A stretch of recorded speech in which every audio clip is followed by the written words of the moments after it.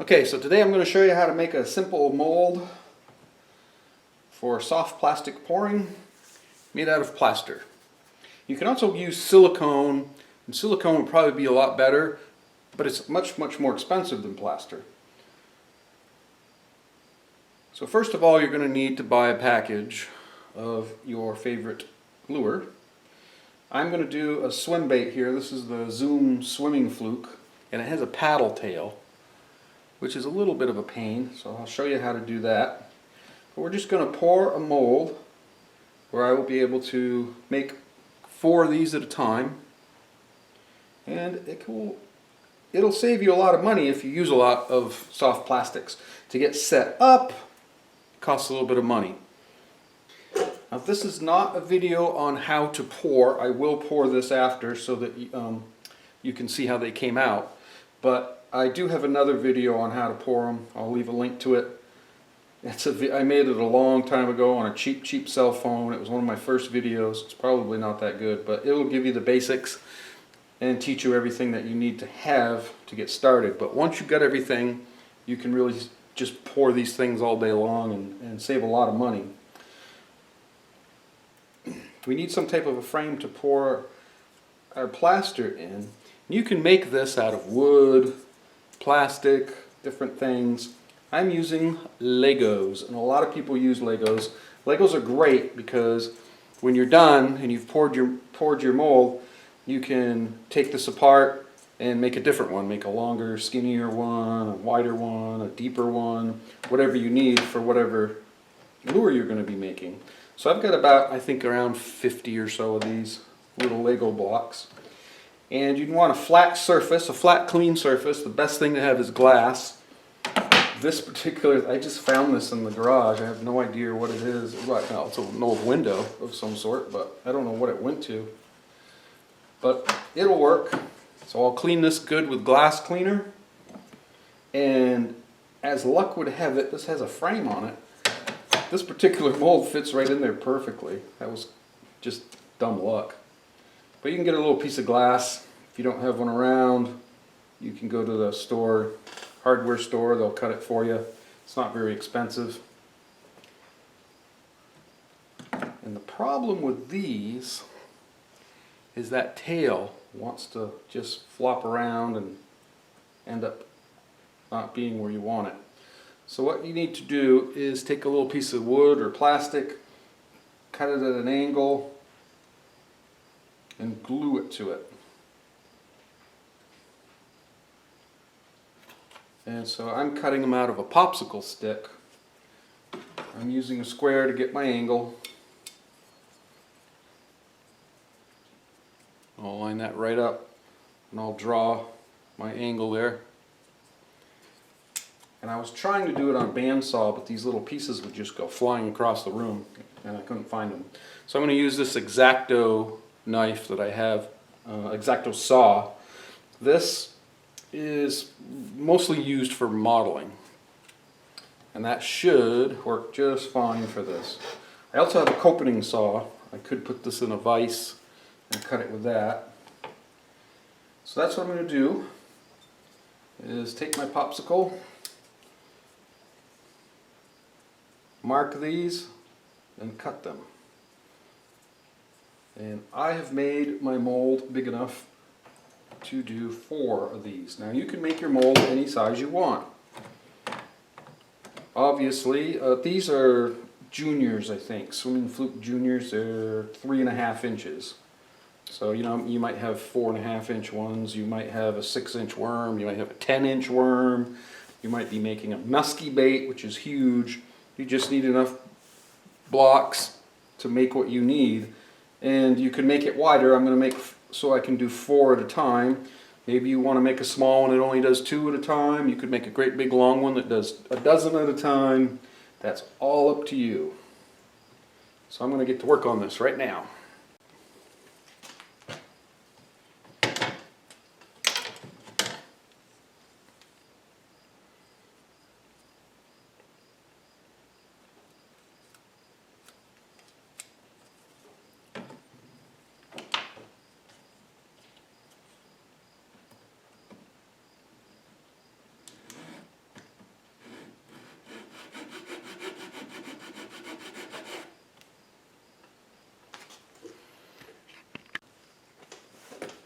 So if you're lucky, you might have children that have Lego blocks and you can borrow theirs. Maybe they've grown up and moved away, but they still have a bunch in the house you can use. They're pretty cheap. If you got a Lego store nearby you, it's great. I live in the middle of nowhere, also known as Vermont. We don't have a Lego store anywhere near, so I had to order these. And shipping kind of sucked, but I've got my little pieces of wood cut out. I can glue them on here now. I've cleaned the glass really well with glass cleaner. I think I'm ready to start setting up. Now what I'm going to do to help hold these in place is use a little stick glue.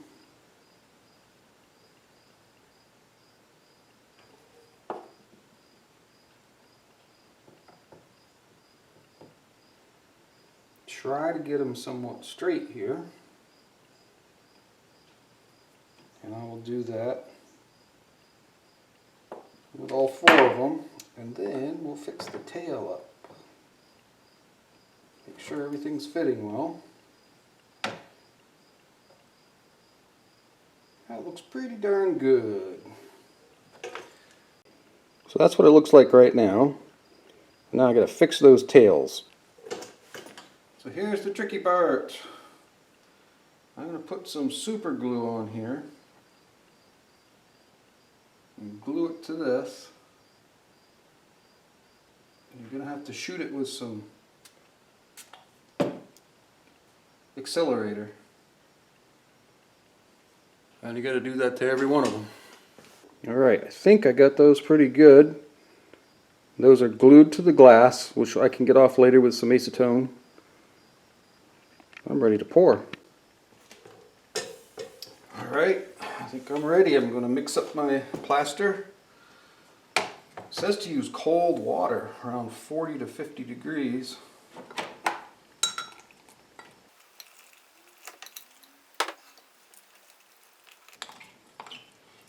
And it's 2 parts plaster to 1 part water. Now, read the instructions on your plaster, because your plaster may be different.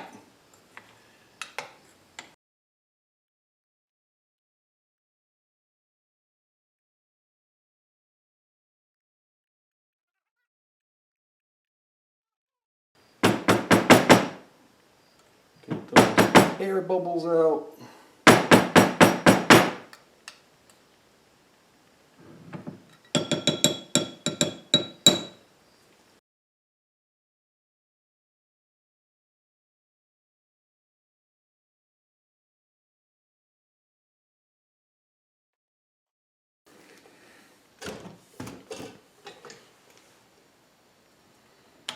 Let's see how this came out.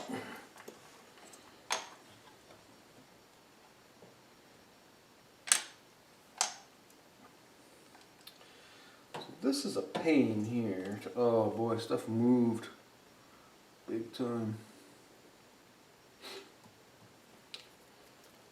Now I've got to dig this all out where it went underneath it. That's not cool. And when you first pour this, and you take this and you flip it over, there's going to be plaster that is seeped over your lures, and you're going to have to carefully chip that away and move it out of there, and carefully pull out your lures. And then you're going to have imperfections here and there, and you're going to have to take some really 400 grit sandpaper and lightly sand it in places. I use screwdrivers, some real small precision screwdrivers, to kind of scrape away certain things. And that's the most time-consuming part about this, probably, is getting them to look good and smooth in there best you can. Now, plaster is very, very porous, and when you pour your hot plastic in there, it'll soak right into this, which is very bad. So you need to coat this with something. What I use is I take a little white glue, like Elmer's glue, and I mix it with a little bit of water, and I paint this whole thing, and I'll put a couple of coats on it. Make sure you coat it well. You don't want it too watery, but you want it to spread pretty easily with a paintbrush. Get in, especially these tails, you got to get down in there really good. Make sure you coat that good.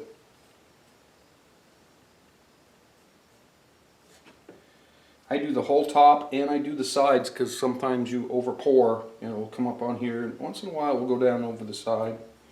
So make sure that's sealed good before you try pouring any plastic in there. Okay, I'm going to see if this will work. I'm going to try pouring this.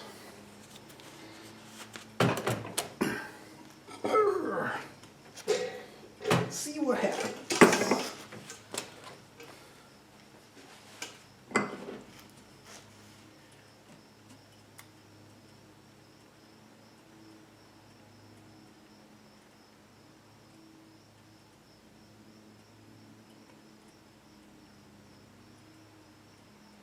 Got to make sure you get enough in that paddle of the tail.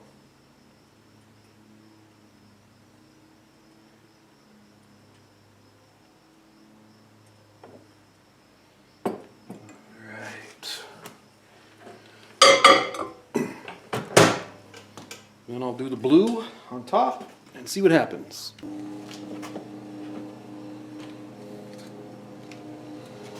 Alright, let's see what I got here.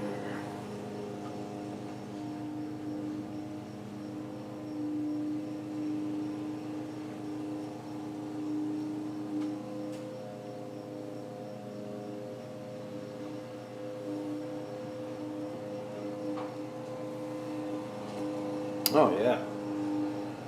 I'll trim this up a little bit. This should be good. This should be good.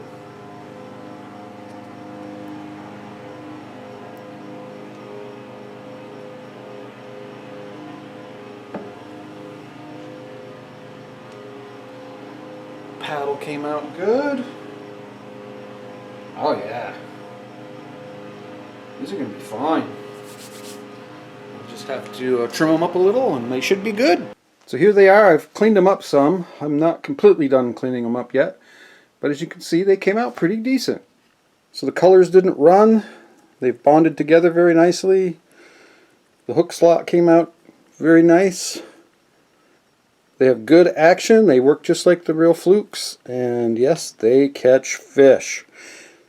Hey, if you like this, please give it a thumbs up and please subscribe to my channel. Hey, have a good day and thanks for watching.